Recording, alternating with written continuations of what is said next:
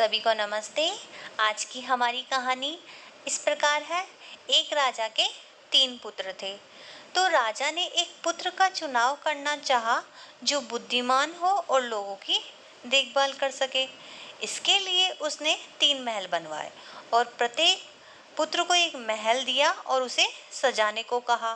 तो राजा ने घोषणा की, ये चुनाव जनता करेगी कि कौन सा महल सबसे अच्छा है।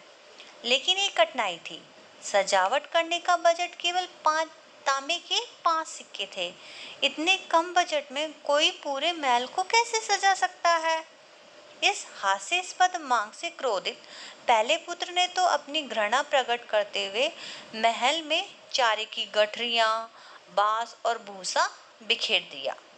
दूसरे पुत्र ने समस्या पर कुछ देर विचार किया।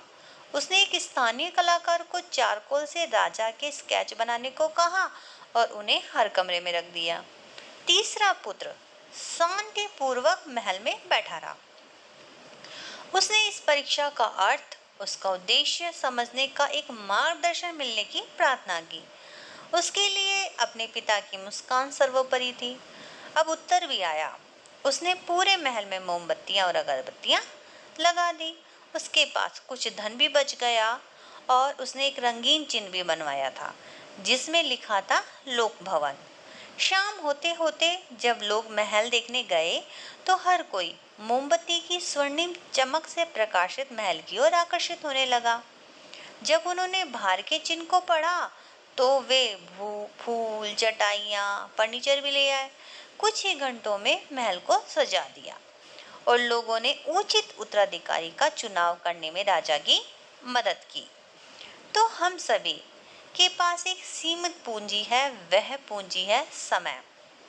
आज हम अमीर हैं या गरीब हैं, पढ़े लिखे हैं या अनपढ़ हैं, जवान हैं या बूढ़े हैं, सब एक ही समस्या से जूझ रहे हैं, वह है समय की गरीबी।